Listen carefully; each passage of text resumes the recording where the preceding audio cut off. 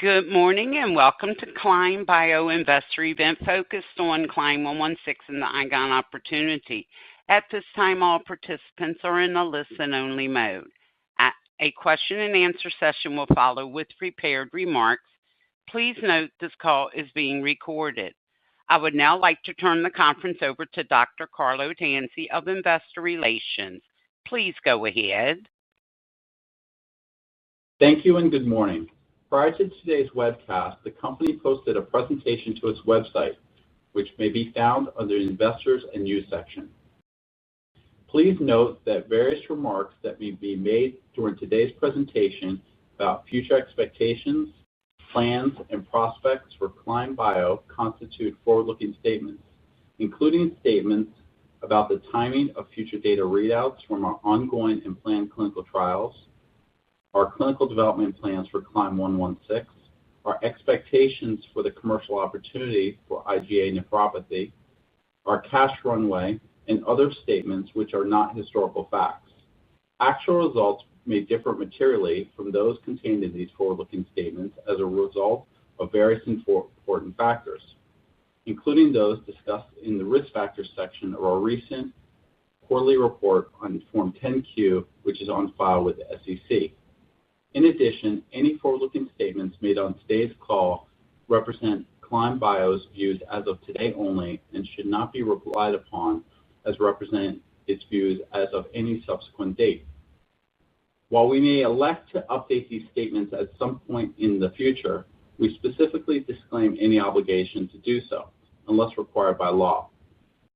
Any forward-looking statements should not be relied upon as representing CLYM Bio's estimates or views as of any date subsequent to today. Today, with prepared remarks, I'm joined by Dr. Aoife Brennan, CLYM Bio's President and CEO, and Dr. Edgar Charles, Chief Medical Officer.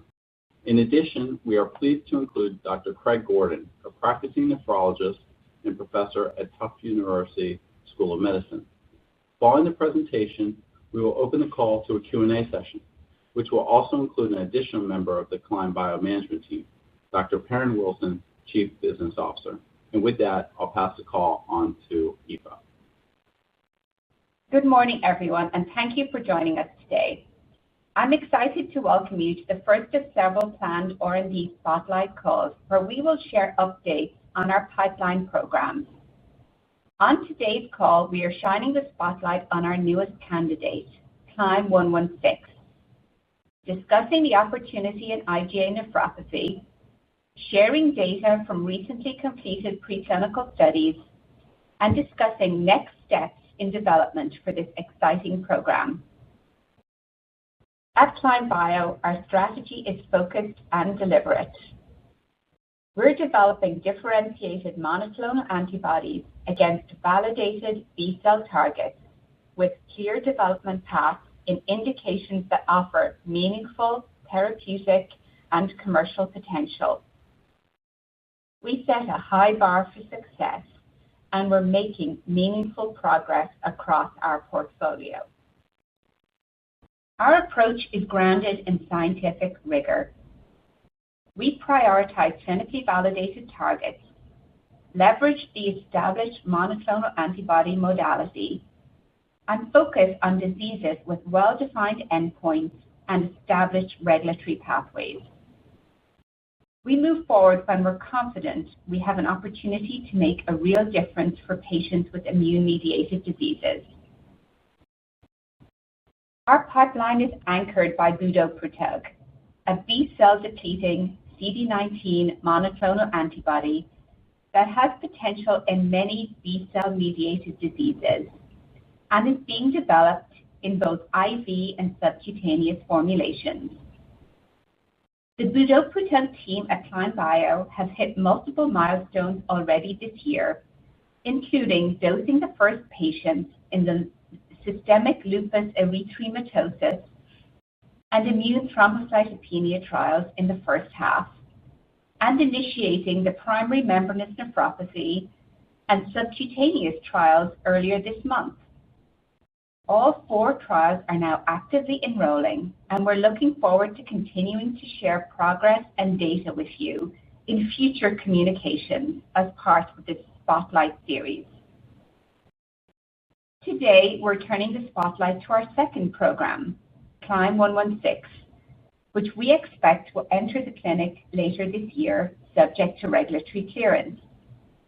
This program is a strong strategic fit, complementary to our lead assets and aligned with our core focus.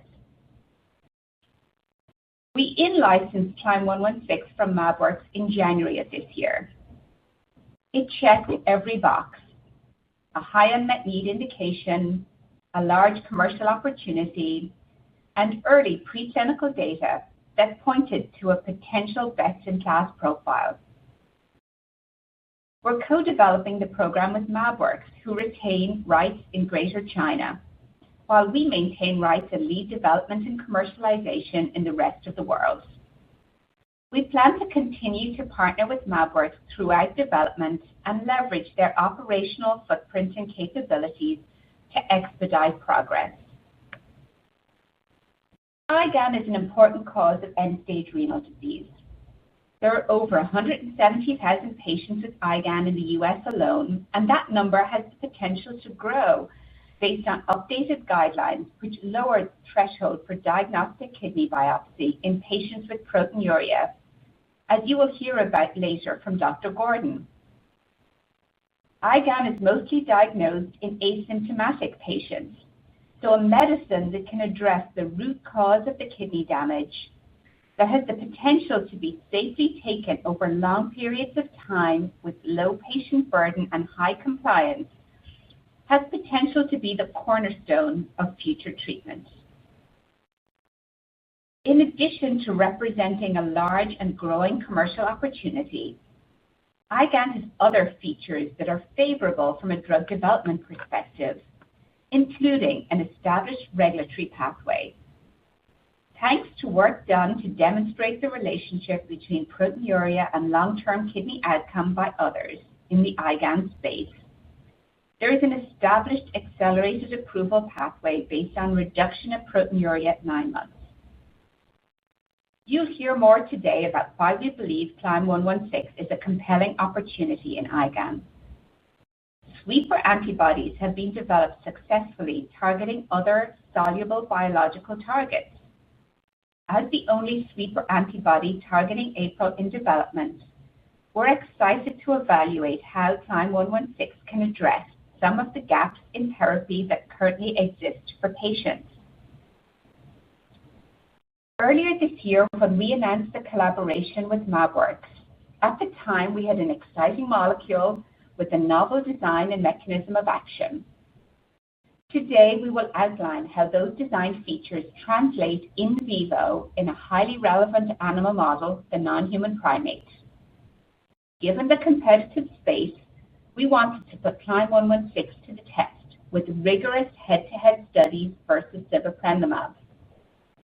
We're thrilled to share the preclinical results today that demonstrate that CLYM116 may offer meaningful advantages over first-gen approaches, including the potential for a differentiated profile with both longer PK and deeper and more durable IgA reductions, translating to the theoretical advantages of this new mechanism into in vivo differences in activity and kinetics.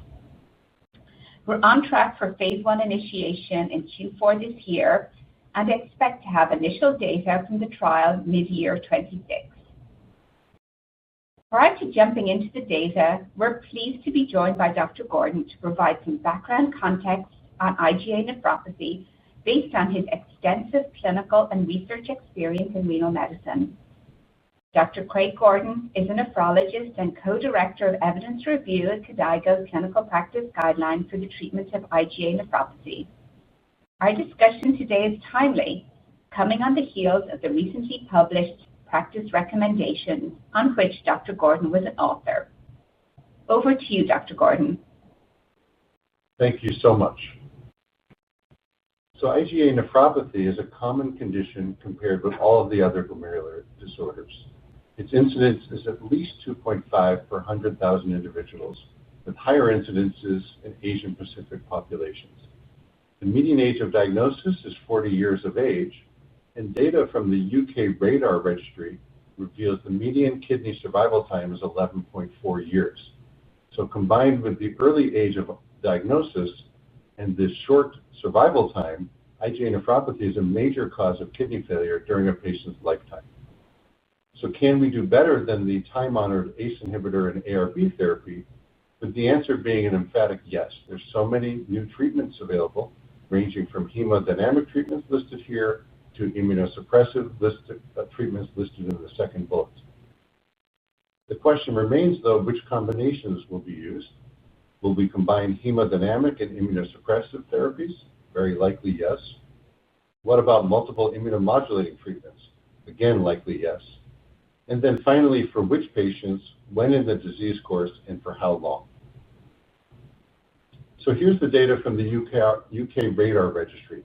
You can see in panel A that with adults represented in the pink line, on the x-axis is time from diagnosis to kidney failure or death, and on the y-axis is the probability.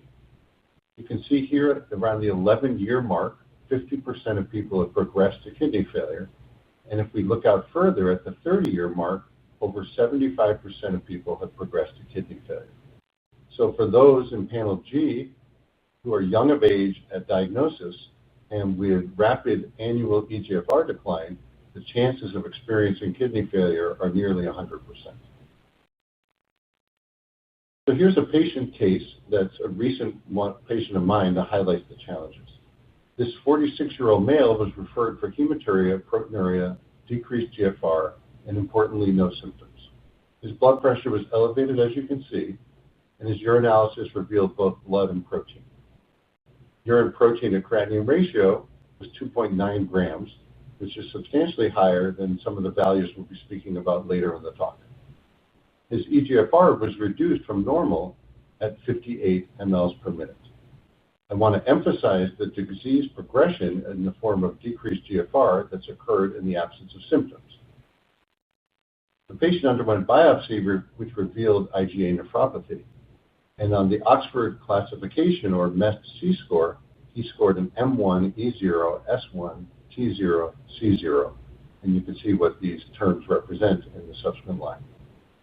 He was initiated on an angiotensin receptor blocker, and then we held discussions with him regarding additional treatment options. So one of the tools we used to discuss his risk of progression was the International IgA Nephropathy Prediction Tool. This is something that very easily can be done using information obtained at the time of the biopsy, including the GFR and proteinuria, systolic and diastolic blood pressure, demographic features of the patients, their treatments, and the use of the MEST score. When we plugged this in for our patient, choosing a 5-year time horizon, he had a risk of 50% decline in GFR or progression to kidney failure of 47%. And this very high value informed many of our discussions about treatment. So let's turn to the pathogenesis of IgA nephropathy. And here we turn to the 4-hit model, where various antigens, infections, and other GI exposures in the Peyer's patches of the galt tissue of the terminal ileum, these antigens result in both T-cell independent and T-cell dependent conversion to IgA positive B cells and plasma cells under the stimulus of BAFF and APRIL. These IgA positive plasma cells release the Gd-IgA1 in hit 1. In hit 2, autoantibodies are directed against the Gd-IgA1, resulting in hit 3, the immune complex formation. And in hit 4, these immune complexes deposit in the kidney, resulting in inflammation and injury. So there's a number of treatments that are under development or already approved targeting this 4-hit model. You can see the hits represented with hit 1 on the bottom left, hit 2 in the upper left, and hits 3 and 4 to the right. Those represented in this slide in green are treatments that have been FDA approved, including renoprotective therapies up there in the upper right, and enteric-coated or time-release budesonide targeting hit 1 in the lower left. Older treatments that have not been FDA approved and likely won't be include treatments like systemic corticosteroids targeting the inflammation in HIT4. You can also see in blue a number of inhibitors of various components of the complement cascade represented in blue and blocking HIT4, as well as in the upper left some of the APRIL and BAFF inhibitors that likely impact HIT1 in the disease onset. I want to mention the important role of surrogate outcomes in IgA nephropathy. So the FDA recognized the need for surrogate outcomes in studies of IgA nephropathy due to it being a slowly progressive disease. As a result, the FDA has allowed accelerated approval recently of treatments based on the improvement in proteinuria, with full FDA approval requiring subsequent determination of whether there's an improvement in the slope of estimated GFR or kidney function. And this pathway has been true for time-release budesonide, sparsentan, iptacopan, and likely will be the pathway for all new agents studied in IgA. Finally, I want to emphasize that outcomes that are of scientific interest may include decreases in Gd-IgA1 and APRIL. So this brings us to a recent publication earlier this month of the KDIGO Clinical Practice Guidelines in IgA Nephropathy. KDIGO is an international organization responsible for the development and publication of clinical practice guidelines in nephrology across a wide range of conditions. The IgA guidelines were published in early September, and I should disclose for the purposes of this talk that I was served on the evidence review team and was one of the authors of the publication. So KDIGO has statements regarding a number of areas related to IgA. I'm going to cover a few of them today, including those related to diagnosis in this slide. So importantly, IgA can only be diagnosed by kidney biopsy at this point. There's no validated biomarkers for its diagnosis. And importantly, to allow early diagnosis and early treatment of IgA, which is very different than what happened with my patient, a kidney biopsy should be considered in all adults with greater than 0.5 grams of proteinuria in whom IgA is a considered diagnosis. Shifting to treatment, how do we define those at risk of rapid progression? So those are really defined by proteinuria. So proteinuria greater than 0.5 grams in this first practice point here is someone in whom we should initiate or intensify treatment. Okay, so this is substantially lower than the level in the patient I presented earlier. When we talk about treatment goals, the goal here is to slow and reduce the risk of progressive loss of kidney function, with the idea being that during the patient's lifetime, they don't progress to kidney failure. At present, the only validated biomarker that we can use for clinical decision-making is the level of protein excretion in the urine, which should be reduced to a minimum of 0.5 grams per day or less, and ideally 0.3 grams per day or less. And important, although not underlined here, is that this likely will require multiple treatment strategies. So consequently, the treatment of IgA nephropathy in patients at risk of progressive loss of kidney function is to simultaneously reduce the immunoglobulin A containing immune complexes and their glomerular injury, and simultaneously manage the consequences of existing nephron loss. The second bullet point is that we should use treatments proven to reduce the galactose-deficient IgA1. Presented as an algorithm, you can see at the top individuals at risk of progressive kidney function loss, and to the right, we move to the generic treatments of nephron loss, including RAS inhibitor therapy, DIRAs, and SGLT2 inhibitors. On the left side are the IgA-specific drivers of nephron loss, separated into treatments that reduce the synthesis of pathogenic IgA and those that slow the IgA immune complex-mediated kidney injury. And you can see here, Nefecon, or the time-release budesonide, is listed as one that is thought to reduce the Gd-IgA1, whereas there's no data for this with systemic corticosteroids. Finally, the bottom of the slide highlights the importance of clinical trials. And I should emphasize that although the guidelines were published in September of 2025, the literature date cutoff for them was over a year ago, just due to the delays in publication and getting things to press. So some of the newer therapies that have been published or under FDA approval are not listed in this algorithm. So I'm going to shift to discussing our current understanding of the BAFF and APRIL pathways that are an exciting new and novel pathway that's being targeted in IgA nephropathy. So APRIL is a molecule that stimulates plasma cell proliferation and antibody class switching, which themselves lead to the production of the galactose-deficient IgA1 or Gd-IgA1. So blockade of this through the use of APRIL blocking therapy very likely reduces Gd-IgA1 and all of the downstream hits from there. So BAFF and APRIL antagonists have been developed, and in this slide you can see BAFF, the molecule, is represented in blue and APRIL in green. And the BAFF and the APRIL interact with a bunch of receptors on B cells and later stage B cells and plasma cells, as you can see on the bottom. With BAFF interacting more with more immature B cells, and APRIL with more mature later stage B cells and plasma cells, which are thought to be very important in the release of the Gd-IgA1 in IgA nephropathy. In the middle of this slide, you can see a number of agents under development that are both BAFF and APRIL inhibitors, and to the right, those that are APRIL inhibitors alone. I will emphasize that all of these and many other BAFF and APRIL inhibitors are under active investigation, ranging from phase 1 to phase 3 trials with exciting evidence expected.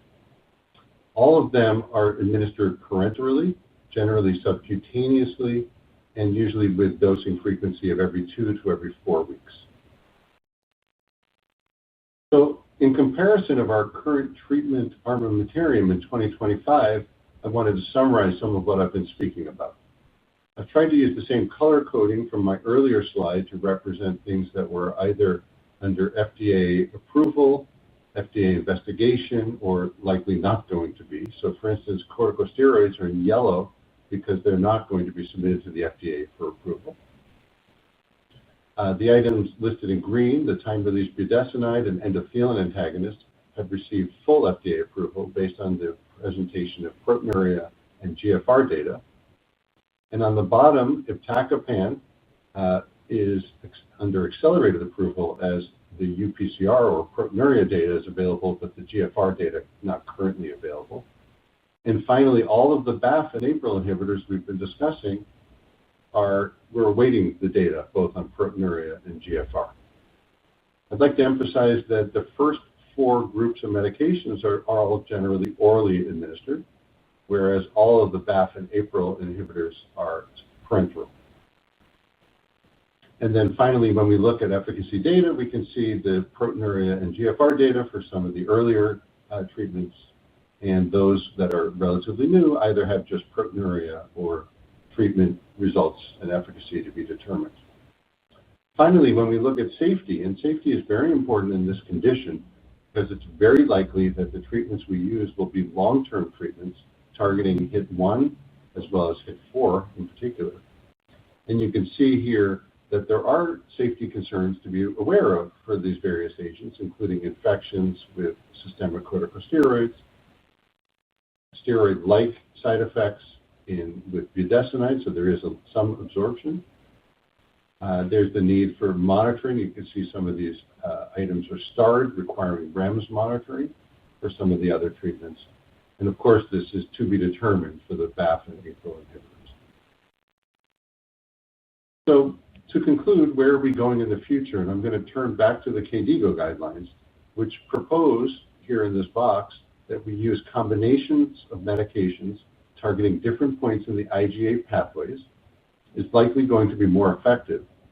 And also that maintenance immunological therapy, similar to what we do in other glomerular diseases, for instance, lupus nephritis, is likely to be required.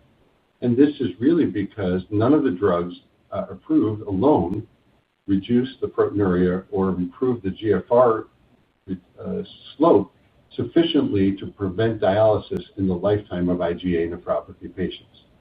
So likely in the future, we're going to move to combinations of medications and needing data requiring combinations of those treatments, and likely an update to the IgA guidelines. So thank you, and I'll turn over to Dr. Charles next. Thank you, Dr. Gordon, for your comprehensive overview of the pathogenesis and treatment of IgA nephropathy. As you highlighted, there have been tremendous advances in our understanding of IgAN over the past decade, and as a result, there have been recently approved treatments for IgAN, with several promising investigational therapies in late clinical development. Even with these advances, however, there remains a need for therapies that are yet more effective, safe and well tolerated, and offer less frequent, more convenient dosing for patients. Over the next several minutes, I'm going to describe why we at CLYM believe that CLYM116, our investigational anti-APRIL antibody, has the potential to be a best-in-class therapy for patients with IgAN. As Dr. Gordon described, APRIL, since it drives the generation of pathogenic Gd-IgA1, is critical for hit 1 in IgA nephropathy pathogenesis, as it sits on top of the pathogenic cascade. APRIL also contributes to hit 2 of the cascade, as it impacts the generation of autoantibodies, which react with Gd-IgA1 and form immune complexes that deposit in the glomeruli, causing kidney injury. Targeting APRIL offers the potential for a disease-modifying approach in IgAN. It acts early and through multiple steps of the IgAN cascade. The causal link between IgA production and specifically Gd-IgA1 production with IgAN pathogenesis, combined with the fact that these immunoglobulins can robustly be measured quantitatively, makes them informative dynamic biomarkers for early-stage clinical studies. We believe their use allows for rapid ascertainment of proof of concept in dose selection. Proteinuria reduction is a strong predictor of eGFR stabilization, which itself is a robust indicator of kidney function. Thus, longitudinal assessment of proteinuria in early clinical trials allows for predictions of efficacy in stage-gated decision. APRIL has been validated as a therapeutic target for IgAN in several early and late-stage clinical trials. Selective anti-APRIL monoclonal antibodies like sibeprenlimab, as well as dual inhibitors of APRIL and B-cell activating factor, or BAFF, such as atacicept, have shown significant reductions in proteinuria, as measured by the urine protein creatinine ratio, or UPCR.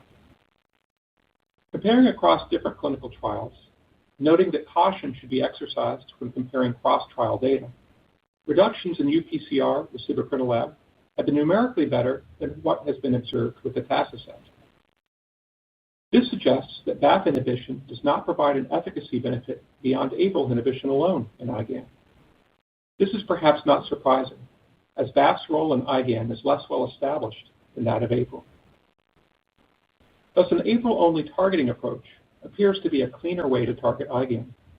It avoids the potential immunosuppression associated with BAFF inhibition, and it does not appear to incur a trade-off in efficacy in the case of sibeprenlimab. As first-generation anti-APRIL agents, such as sibeprenlimab, have set the bar for the anti-APRIL class, next-generation anti-APRIL agents have the opportunity to deliver differentiated profiles based on improved efficacy and less frequent dosing with acceptable safety and tolerability. In the phase 2 study of sibeprenlimab and IgAN, dose-dependent effects on APRIL suppression, IgA suppression, and proteinuria were observed.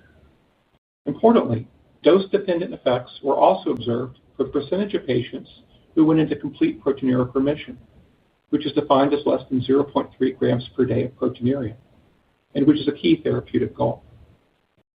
However, only approximately 12% of patients who received 4 milligrams per kilogram every 4 weeks, which approximates the fixed dose regimen of 400 milligrams every 4 weeks that's been used in phase 3, reached complete proteinuric remission at month 12. Approximately 26% of patients who received 8 milligrams per kilogram, the dose that more completely abrogated APRIL, achieved complete proteinuric remission. Importantly, the safety profile was similar across the dose groups, even in the high-dose group that fully suppressed APRIL. These results suggest that deeper APRIL suppression may lead to more robust proteinuria reduction and higher proteinuric response rates. Next-generation anti-APRIL agents have the potential to provide deeper APRIL suppression and get more patients into proteinuric remission, and they also have the potential to provide more prolonged APRIL suppression while maintaining the favorable safety and tolerability profile of the first-generation anti-APRIL agents. Importantly, a minimally burdensome therapeutic profile is critical for patients with IgAN, as they will likely require lifelong treatment. Less frequent dosing and acceptable safety tolerability would be expected to result in durable treatment compliance and consistent long-term real-world efficacy. CLYM116 is a next-generation anti-APRIL monoclonal antibody that, to our knowledge, is the only anti-APRIL sweeper in development. To function as a sweeper, CLYM116 has been designed to facilitate its own recycling through high-affinity binding to the neonatal Fc receptor, or FcRn, as well as to eliminate APRIL through high-affinity pH-dependent APRIL binding. It has also been engineered to selectively target APRIL solely for neutralization and elimination.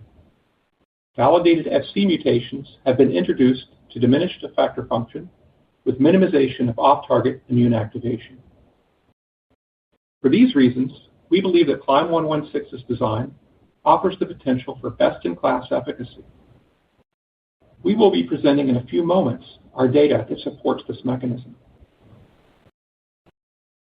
Let's dive a little deeper into the CLYM116 sweeper MOA.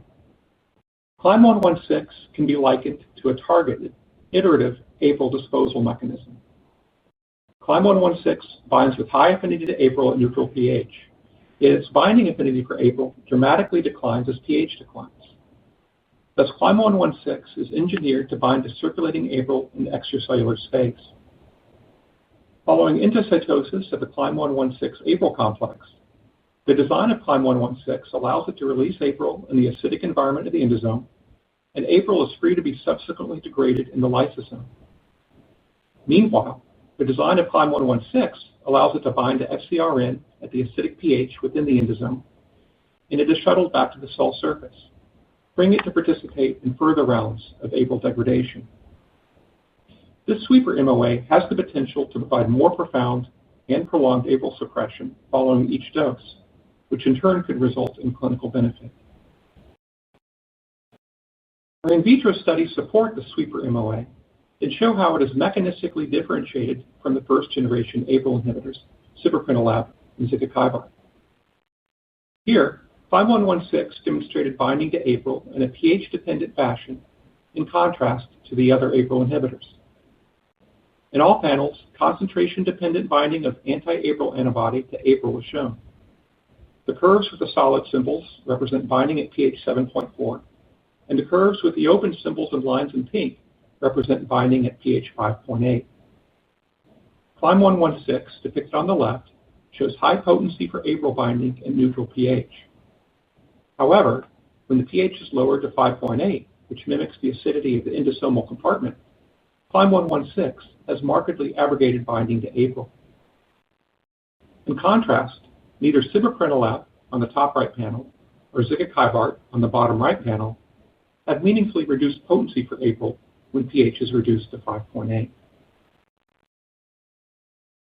Building upon this in vitro experiment, our in vivo experimental work provides additional evidence supporting the sweeper MOA. The next set of experiments were designed to test the activity of the sweeping mechanism. They interrogated whether CLYM116 more effectively eliminated APRIL and whether CLYM116 more efficiently recycled itself compared to first-generation anti-APRIL antibodies. In the study depicted on the left, anti-APRIL antibodies, either CLYM116 or ciperprenolab, were administered to mice. 36 hours later, the mice were injected with human APRIL, and concentrations of serum APRIL were subsequently measured longitudinally. As you can see from the green line, serum APRIL was maintained at low concentrations in the mice that had been administered CLYM116. In contrast, in the mice administered ciperprenolab, APRIL levels were initially reduced, but they increased by almost threefold by 6 hours. Thus, in this study, CLYM116 demonstrated more effective APRIL depletion and clearance compared to sibeprenlimab. This study was followed up by a study designed to assess the efficiency of recycling of CLYM116 following its binding to APRIL. In the study depicted on the right, mice with human FcRn were used, since human antibodies bind to mouse FcRn less efficiently. These mice were administered anti-APRIL antibodies, either CLYM116 or sibeprenlimab. 48 hours later, mice were injected with either human APRIL or buffered saline at the time point noted by the vertical dashed line. Serum concentrations of the anti-APRIL antibodies were measured over time. In mice that had received CLYM116, depicted in green, the exposure of CLYM116 continued to be maintained after the addition of human APRIL. CLYM116 concentrations were similar to those in the mice that had been injected with CLYM116 but did not receive APRIL, supporting the efficient recycling mechanism of CLYM116. Put another way, in the presence of APRIL, the PK profile of CLYM116 was similar to its PK profile in the absence of APRIL.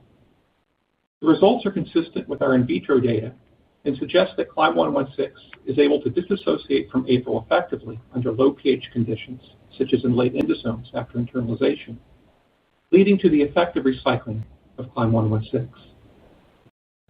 In contrast, in the mice that had been injected with sibeprenlimab, depicted in gray, the exposure of sibeprenlimab decreased by over 90% after addition of APRIL, compared to the mice that had been injected with sibeprenlimab but not APRIL.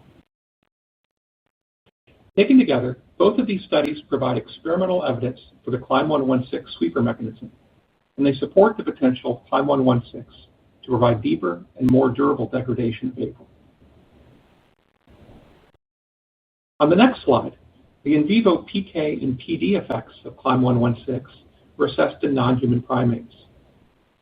This pilot study in NHPs was ongoing when we in-licensed CLYM116 this past January. In this study, the PK and PD of either CLYM116 or sibeprenlimab, administered as single doses of 100 milligrams per kilogram, were studied in 2 animals per cohort. Data were censored for the 1 animal in each cohort that developed anti-drug antibodies, or ADA. Of note, ADAs often occur when NHPs are administered humanized antibodies, and the presence of ADAs in NHPs is not reliably predictive of human immunogenicity. CLYM116 demonstrated markedly prolonged exposure compared to sibeprenlimab in the evaluable animals. This was matched with deep and prolonged reduction of IgA. IgA suppression with CLYM116 reached 80%, and this level of suppression was maintained for over 168 days. In contrast, sibeprenlimab reduced IgA by only approximately 65%, and IgA began to rebound substantially after only 70 days. These data demonstrate the potential for CLYM116 to have a longer half-life with deeper, more durable IgA reductions compared to first-generation anti-APRIL agents. Although this was a small pilot study, it really excited us at CLYM, since it produced evidence of differentiation. We were eager to conduct additional research to demonstrate that these results could be replicated across studies and across different doses. We decided to build upon the pilot study with a larger head-to-head study of single matched doses of CLYM116 versus sibeprenlimab in NHPs with 4 to 6 animals per arm per dose. The objectives of the study were to confirm the bioavailability of subcutaneous CLYM116, as well as to assess tolerability, PK, and dose response, including assessment of biomarkers such as IgA, which itself is core to the pathology of IgAN.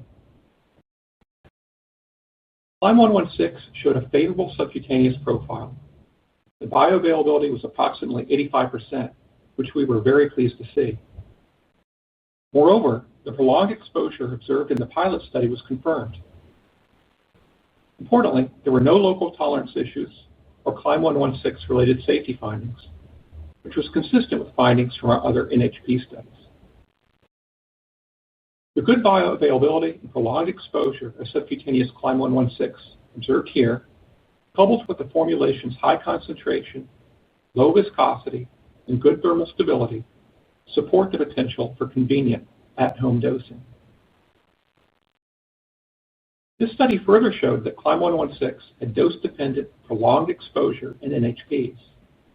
At both doses tested, 6 milligrams per kilogram and 30 milligrams per kilogram, CLYM116 demonstrated lower clearance and approximately a 2 to 3 longer half-life across doses compared to sibeprenlimab. At 6 milligrams per kilogram, CLYM116 had a half-life of 19.5 days compared to 7.5 days for sibeprenlimab. At 30 milligrams per kilogram, CLYM116 had a half-life of 24.2 days compared to 8.4 days for sibeprenlimab. The phenomenon of target-mediated drug disposition, or TMDD, has been observed with many monoclonal antibodies, including anti-APRILs. It occurs when a drug binds with high affinity to a target, and this interaction alters its pharmacokinetics.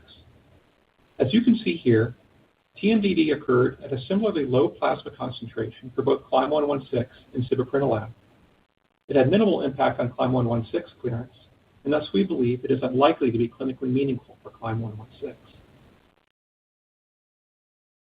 We sought to compare the impact of CLYM116 and sibeprenlimab on IgA and NHPs, which, as I mentioned earlier, is core to the pathology of IgAN. After a single dose administered at 6 milligrams per kilogram subcutaneously, CLYM116 demonstrated over a 70% reduction in IgA, and a greater than 50% reduction in IgA was continued out through approximately 3 months. In contrast, a single matched 6 milligram per kilogram dose of sibeprenlimab achieved a maximal IgA reduction of only 50%, and by approximately 2 months, IgA levels had returned to over 75% of baseline. Taken together, these results indicate CLYM116 has the potential to result in deep, prolonged reduction in IgA at relevant clinical doses. Robust translational correlations from NHPs to healthy human volunteers to patients with IgAN suggest that CLYM116 has the potential for improved efficacy with less frequent dosing compared to first-generation anti-APRIL antibodies. Again, with the same caution regarding cross-trial comparisons, sibeprenlimab achieved a maximal 60 to 70% IgA reduction in NHPs, with doses of 2.5 to 10 milligrams per kilogram IV weekly for 4 weeks.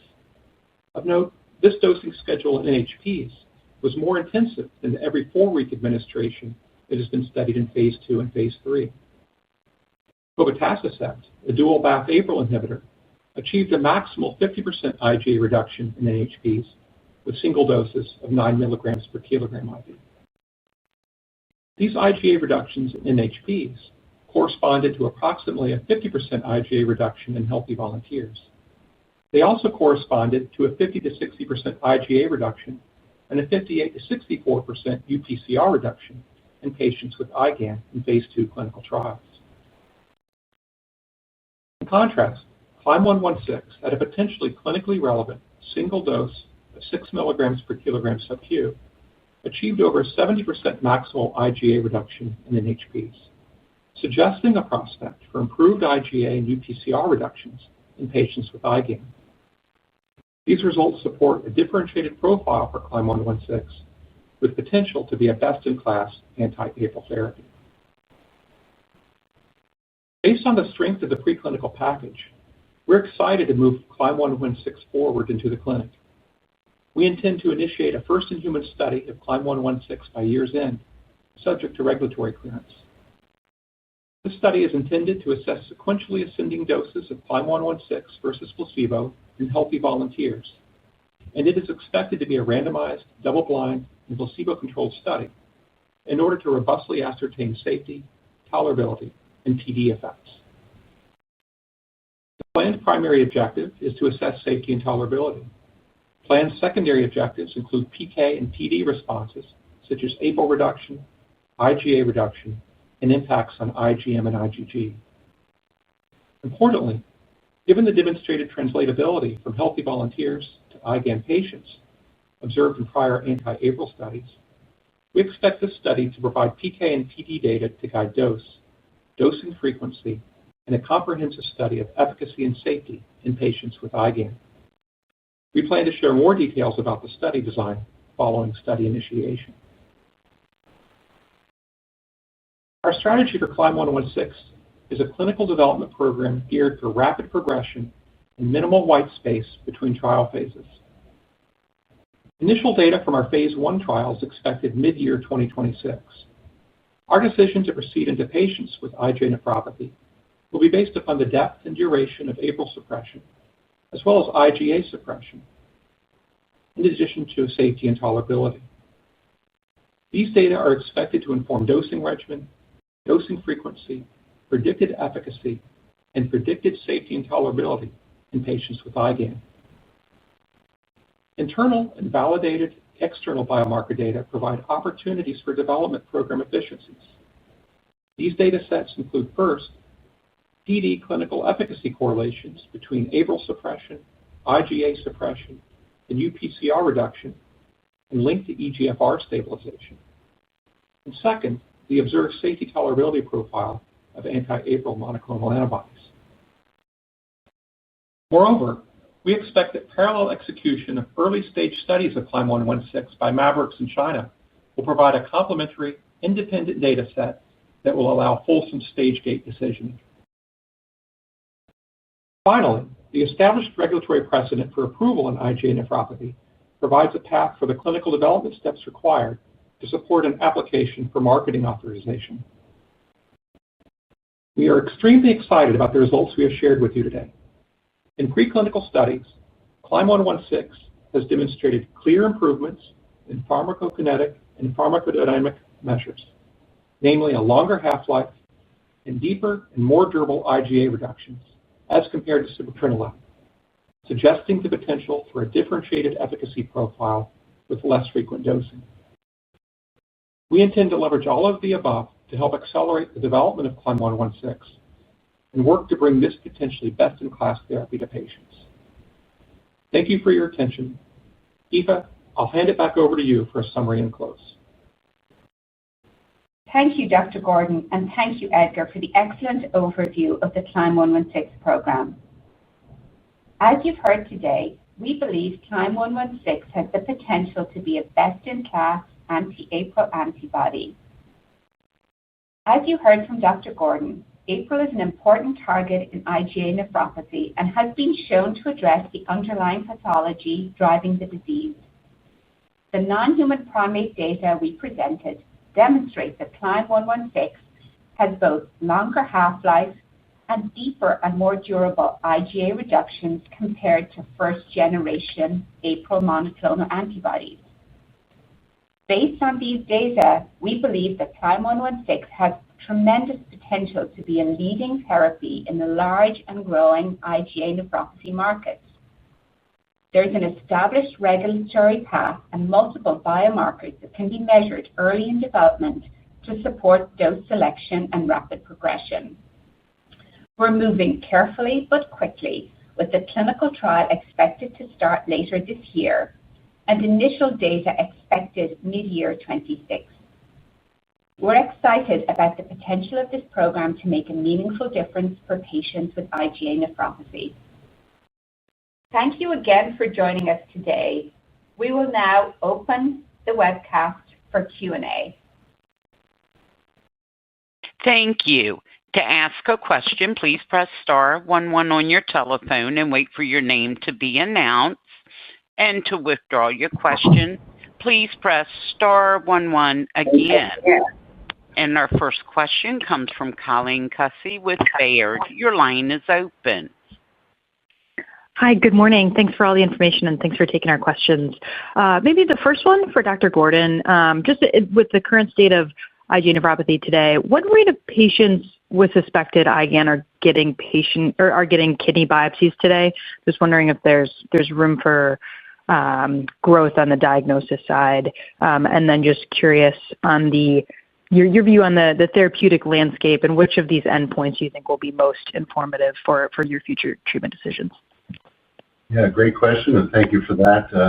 The first one about the biopsy is something I believe very strongly in, which is that as a specialty, we have to substantially increase the number of biopsies done. I think there's a number of years of sort of diagnostic nihilism about these types of things, which has led to people just assuming people had IgA but not proving it. The KDIGO guidelines, and I think a lot of other inputs into the system are pushing nephrologists more and more to perform biopsies at lower levels of proteinuria. So I think we're going to see, and we're already seeing, to be honest, quite substantial increase in the number of biopsies. If I talk to my pathologist at my local institution, she's seeing probably a 20-30% increase already, partially driven by this. Regarding the second part of your question, I think our current situation, obviously there's a number of FDA approved or agents under accelerated approval. One of the challenges, and I think KDIGO helps with this, but we'll need a revision and an update to that, is to sort of tease apart the wheat from the chaff, I suppose, as far as who needs which treatment at which point in time and which combination of treatments. And I think if we imagine the future, it's going to be even more therapeutic options as things that are accelerated approval reach full approval. Very likely we'll see APRIL inhibitors coming down the pike, and I think there'll very much be a need for experts and the guidelines and others to guide us as to which combinations of medications to use. Does that answer your question, Colleen? That does. Thank you. And maybe if I can squeeze a couple in for the company, some really compelling data. The 2 to 3 times longer half-life. Just curious if you have any initial thoughts on dosing frequency you'd be targeting. And then if you could just provide a little bit more color on the ADAs that you saw in the non-human primate models and what your expectations are for your immunogenicity of 116 in humans. Sure. Maybe I'll take the first part and then hand over to Edgar to tackle the ADA question. So I think first and foremost, Colleen, what's most important for us is that we achieve full APRIL suppression. We do believe that there's potential for additional activity here with this class. And I think that's, we want to make sure that we have absolutely maximized that component before we start talking about, dosing interval. Obviously, what we've seen today really leads us to believe that we can address both and we can really do something that's very meaningful for patients and that's very clearly differentiated from first-gen approaches. But I think until we get more experience with the biomarkers and with the PK in healthy volunteers, I think we'll kind of postpone providing guidance on what that dosing frequency and dosing interval is going to be. But that's going to come pretty quickly. As we shared today, we're going to have top-line data mid-year next year. So I think with human data, we'll be able to give much more precise answers to how that therapeutic kind of profile is going to play out. But I think we're going to wait until we have those data in hand before providing any guidance around injection interval, but obviously a really important component, but not quite as important as getting the optimal efficacy for these patients to make sure we can truly stabilize kidney function over a long period of time for patients who are diagnosed midlife. We want to make sure that we're really getting a good efficacy with this therapeutic class. So maybe I'll hand over to Edgar to address the second part of your question. Sure. So we did observe ADAs in our NHP model, which isn't too surprising. I mean, we have a humanized antibody in the form of CLYM116, and that's not unexpectedly can produce ADAs in NHPs. And ADAs in NHPs is commonly observed when humanized monoclonals are administered. And as, of course, we and others have noted, immunogenicity in NHPs is poorly predictive of immunogenicity in humans. So, of course, going forward, we're going to be closely looking at ADAs in the clinical trials, but we have low suspicion that we will be immunogenic in humans. Super helpful. Thanks for taking our questions. I'll hop back in the queue. Thanks, Colleen. And the next question will come from Thomas Smith with Leerink Partners. Your line is open. Hey, guys. Good morning. Thanks for putting this event together, and thanks so much for taking the questions. Maybe first one for Dr. Gordon. I was wondering if you could just elaborate a bit on how you expect to select between really the multitude of agents targeting APRIL and BAFF-APRIL, and specifically, what's the most important consideration for you across efficacy, safety, tolerability, and injection frequency? Yeah, great. Thank you for the question. Obviously, we need information about the differentiation of these different treatments as that information scientifically comes out. I imagine what we're really looking for is, among these various agents is going to be the level of clinical efficacy as far as proteinuria and GFR. Is there any differentiation there? And somewhat related to that is impact on IgA and Gd-IgA1 levels. I think equally important, is the safety side of things, because this is very likely going to be quite long-term therapies, possibly years, if not decades in length. So that question of safety, tolerability is going to be very important. And then finally, I think with all of these BAFF and APRIL agents being administered parenterally, the dosing frequency is going to be very important. So I think something that is dosed less frequently will be a potential big advantage in this area. Got it. That makes sense. And then one for the CLYM team, if I could. Very interesting non-human primate data this morning. Could you maybe just clarify and comment on the 116 epitope binding site and how that compares to sibeprenlimab? Is it the same site or a different site? And any specific considerations you would call out there? Yes. So I think very important considerations, Tom. It's a different site to Sibi, and we will be sharing additional non-clinical data later this year at a medical conference that I think will really help tease apart some of the nuances here around epitope binding site and how that may contribute to high molecular weight complex formation. It's important, but we're sharing top-line data today around kind of the PK/PD, but I think there are several layers underneath that as well that we'll share in due course. But to answer your question directly, different binding sites to Sibi.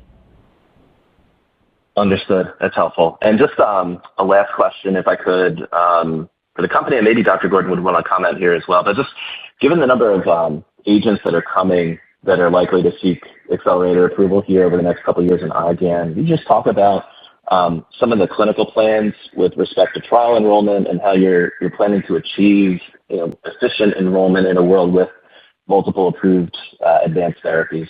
Thanks so much.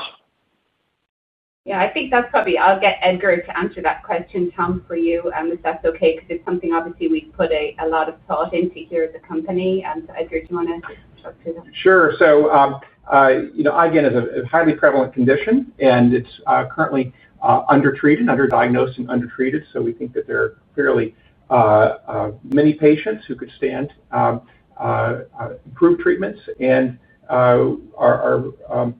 could be well served by going into clinical trials as recommended by the KDIGO guidelines. So we're going to be looking at how we perform in our clinical trials against standard of care, on top of standard of care and nephron-sparing regimens, as that type of regimen has been recommended in the KDIGO guidelines. When we go into clinical trials, we will be having a inclusion-exclusion criteria that are reflective of those who carry the disease, and of course, we'd be conducting global clinical trials. Yeah, and I would add on to that, Tom, just to call out a key advantage I think we have is our collaboration with MabWorks. So as you guys are all aware, about 60% of patients in the prior late-phase studies were Asian because of the prevalence of this disease in Asian populations. We've executed a non-clinical program that supports IND both in China as well as globally. So we're kind of global from the outset in terms of thinking about how to develop this asset, which I think will be very advantageous when it comes time to open up enrollment in the patient population once we get through these two phase 1 studies in healthy volunteers, one in China, one outside of China.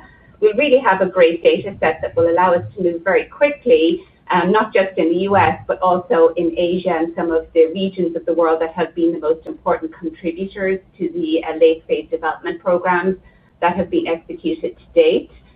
So I think that's something that we've absolutely been cognizant of from the outset.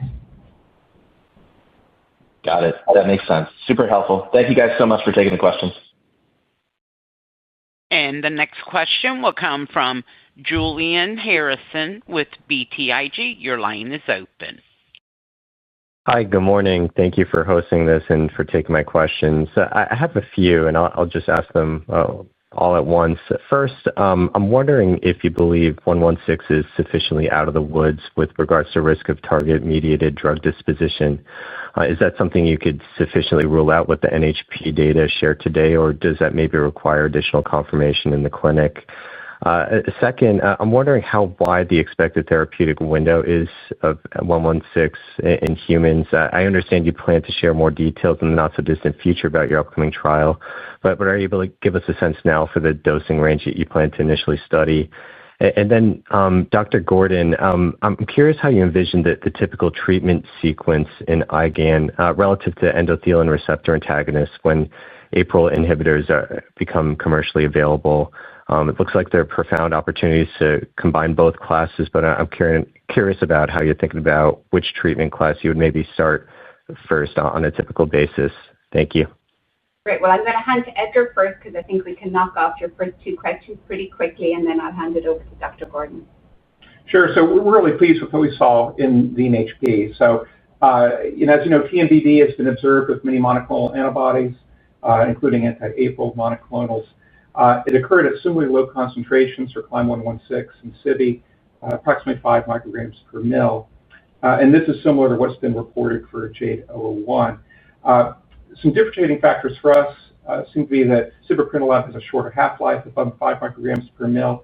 And JADE had a similar half-life and overall exposure to 116 above the TMDD threshold. And below the TMDD threshold, JADE-001 appeared to have a shorter half-life based on data from the 30 milligram dose. So we think we're differentiated from the other anti-APRILs. When we looked at our own data, TMDD had minimal impact on CLYM116 clearance, and we believe it's unlikely to be clinically meaningful for patients in the clinic. Pivoting to your therapeutic window question, our tox studies are complete, and we're really looking forward to going into the clinic at the end of the year. Anti-APRIL antibodies historically have shown a large therapeutic index. We have established safety and tolerability of the anti-APRIL class, and we certainly expect that to carry forward over in our compound. In CLYM116, certainly has shown good pharmacokinetics and PD effects in NHPs, and we fully expect that to carry forward into healthy volunteers as well as patients with IgAN, and we expect to be able to dose at convenient doses and infrequent dosing intervals and achieve a very fulsome APRIL and IgA suppression. Yeah, absolutely. And you asked a really key question, and I think the challenging thing in IgA is the heterogeneity of the patients. And people have said, if you've seen one IgA patient, you've seen one IgA patient. So our job in clinical practice is to determine how much of that proteinuria is from active disease and active inflammation versus prior damage. And that's going to inform our approach. So I think if we're seeing a lot of active inflammation, we might pick agents that target the inflammatory side of things, sort of the HIT 3 and 4. So this could be even systemic corticosteroids or complement inhibitors. When we're talking about the generic, hemodynamic effects, that's maybe something we're going to use in all patients, but for sure in those with less active disease, so mostly proteinuria without hematuria, and that's including the endothelin antagonists there. But I do think there's going to be a big role in this condition for lowering that HIT1, blocking APRIL, blocking the formation of the Gd-IgA1, and my suspicion is agents that target that part of the pathway are going to be really the strongest and most important part of our armamentarium. Excellent. Very helpful all around. Thank you. And the next question will come from Leland Gershell with Oppenheimer. Your line is now open. Good morning. Thank you for holding this event and sharing the preclinical data. Couple questions. Just first, I want to ask, with respect to the upcoming phase 1 data, it looks like from the other agents in the IgA category, there's fairly good translation from preclinical to clinical in terms of IgA suppression. Want to ask, as we look forward to those data, are you expecting to see 70% plus? Maybe if you could share just what you would like to see in terms of level of suppression and other efficacy metrics you're looking at as you look to take 116 into phase 2 and then a follow-up. Thanks. Yeah, great question. So we're really excited to be moving into the clinic by the end of the year. And as you mentioned, we'll be looking at PK and PD biomarkers, which have good translatability into patients with IgAN. So we're certainly going to be looking at APRIL suppression. We're going to be looking at IgA suppression, which will give us a read-through to UPCR and eGFR stabilization in larger numbers of patients. So we certainly want to see a very competitive profile in terms of IgA suppression. We think that we have the ability to have full APRIL suppression over the course of the dosing interval, which will translate to result in very competitive IgA suppression. So we have that clearly in mind as a criterion for advancement. Okay, thanks. And just wanted to ask, there's another candidate in development, for which one of the attributes is avoidance of immune complex formation. Just want to know if you could speak to the importance of this aspect in this setting, and what your thoughts are with respect to any interference that you may experience from the potential for immune complex formation with 116. Thank you. Yeah, great question. So yes, others have reported high molecular weight complex formation and a reaction of the anti-APRILs with the trimeric APRIL, which can obviously bind to multiple antibodies and a daisy chaining-like effect of high molecular weight antibody complexes. We are not seeing evidence of significant HMW, and we're going to be presenting more data at a future medical conference this year to elaborate on this concept. But I think you can see from our PK and PD data and NHPs that we have a very competitive profile. And I think at the rate of TMDD that we're having at a very low level that's not affecting PK, we don't anticipate an HMW effect being important. But we do have some non-clinical that we'll share later in the year that really puts a point on that. We just didn't include it in today's top-line data presentation. So more to come, and watch this space for some of our in vitro work, just kind of really showing the importance of the epitope and how that impacts 116. Great, thanks for the added info. And the last question will come from Matthew Phipps with William Blair. Your line is open. Good morning. Thank you for all the detail today and for Dr. Gordon's overview. I was wondering, you mentioned that MabWorks is doing a parallel execution here. I guess what data do you think will be available to help guide decisions kind of mid-next year after your own data? And then given this highly consistent data across these different programs from NHPs to healthy volunteers and IgAN patients, I guess, how much data do you need before really trying to step your foot on the pedal and accelerate into a registrational trial? Thank you. Yeah, so great question. I think from a strategic perspective, what we've seen already, we believe is very compelling in terms of the historical data showing how the non-human primates translates to humans and then into patients with disease, as well as the data that we have and that we've highlighted today as part of our presentation. So we're moving, it's all gas, no brakes here from an investment perspective. We've initiated all of the studies that are going to be required to do clinical trials of longer duration. We're actively working with MabWorks to really design a very efficient late-phase development program. I do think it's going to be important to demonstrate proteinuria reduction in a cohort of patients with IgAN before enrolling, several hundred patients in a phase 3 blinded study. So at some point along the way, we're going to provide kind of those data as kind of an interim readout on the overall development plan. But you can expect that this is going to be very seamless with regard to stage of development, and it's going to be very seamless with regard to geography. And that's how we thought about this from the outset, really enabled with our collaboration that we've established with MabWorks that we're very excited about. So more to come as we get into next year and we start to generate data and have some of those regulatory engagements that are going to be really important to determine how quickly we can move here. But we're definitely moving with intention to develop this rapidly.